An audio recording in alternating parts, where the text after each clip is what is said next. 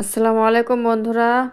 আজকে দেখো কত সুন্দর করে সুজির পিঠা তোমাদের সামনে নিয়ে আসলাম। সুজির পিঠা রেসিপি কি বলবো, আমার মতন করে একবার হলো তোমরা এভাবে সুজির পিঠা তৈরি করে খেয়ে দেখো।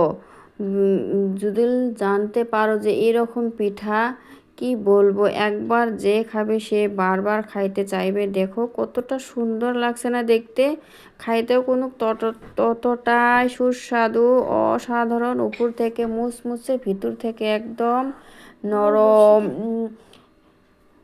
একবার হলেও আমার মতন করে ট্রাই করে বানে দেখো, যে খাইবে না সে তো একদম পস্তাবে। কি বলবো বন্ধুরা, সবাই একবার হলেও বানে দেখতে পারো। প্লিজ সবাই পুরো ভিডিও দেখতে থাকো, ফুল ওয়াচ করো, কেউ স্কিপ করবে না বন্ধুরা।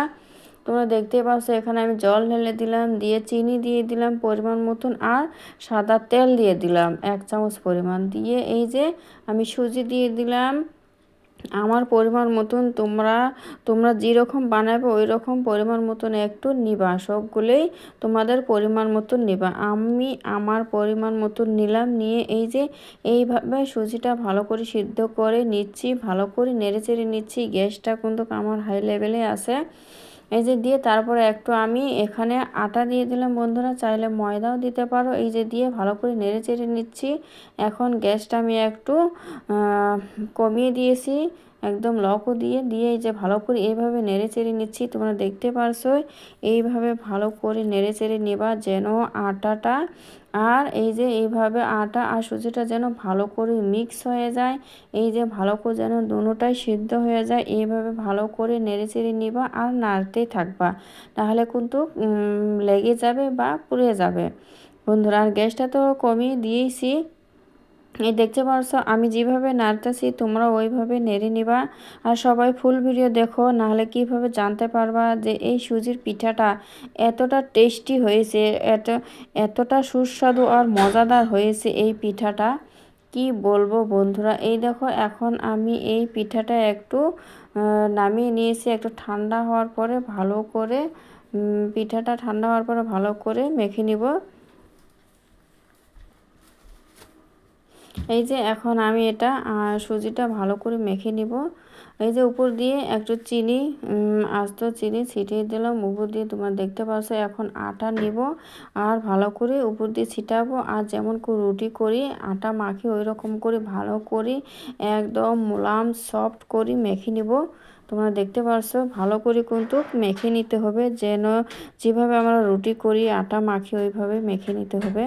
এই যে উপর দিয়ে আটা ছিটিয়ে দিবে আর ভালো করে সুজিটা ভালো করে খুব সুন্দর করে মেখে নিবা তোমরা।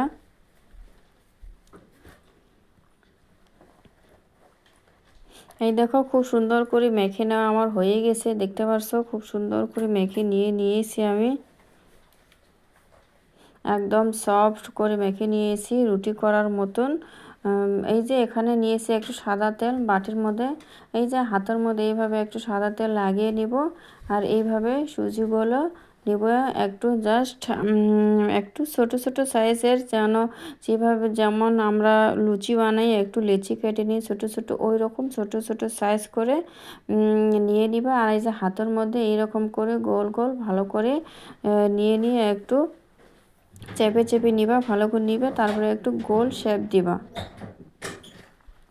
তোমরা তোমাদের ইচ্ছা মতনে শেপ দিতে পারো, সেটা তোমাদের ইচ্ছা, চাই গোল হোক চাই লম্বা হোক সেটা তোমাদের ইচ্ছা। দিয়ে এই যে এভাবে একটু হাত দিয়ে মাছ বরাবর একটু টিপে নিবা, এই যে ছিদ্র টিপে হাত দিয়ে একটু টিপে নিবা।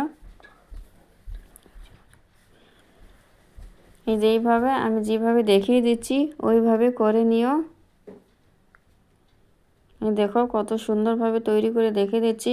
কি বলবো বন্ধুরা, এই পিঠাটা কোনো যেত সহজ, খাইতে তো অসাধারণ লাগে, অসাধারণ।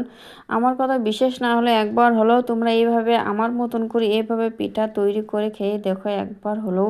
এই সুজির পিঠা কিন্তু আমরা অন্যরকমভাবে খাই, আর এটা অন্যরকমভাবে তৈরি করে দেখিয়ে দিলাম তোমাদেরকে কত সহজভাবে করা যায়। এই রকম করে সুজির পিঠাটা খাইলে একদম খুব টেস্টি হয়। মেহমানকে দিলেও মেহমান মেহমান বুঝতে পারবে না যে কিসের পিঠা। এতটা টেস্টি হয়েছে, এতটা সহজভাবে তৈরি করা যায়, কিন্তু খাইতেও অতটা, যতটা সহজ না, কিন্তু খাইতে তো অসাধারণ টেস্ট হয়। এই যে আবারও দেখিয়ে দিলাম, আরেকটা দেখিয়ে দিলাম তোমাদেরকে। এই যে এইভাবে একটু ছোট ছোট সাইজ লেচির মতন করে নিবা, লুচি করা লেচির মতন নিবা, নিয়ে এইভাবে সবগুলো পিঠাই তৈরি করে তোমরা নিবা। এই দেখো সবগুলো পিঠাই তৈরি করে নেওয়া হয়ে গেছে আমার। এই যে এখানে কিছুটা, এখানে কিছুটা রেখে দিয়েছি। সব পিঠা খুব সুন্দর করে কিন্তু আমি তৈরি করে নিয়েছি।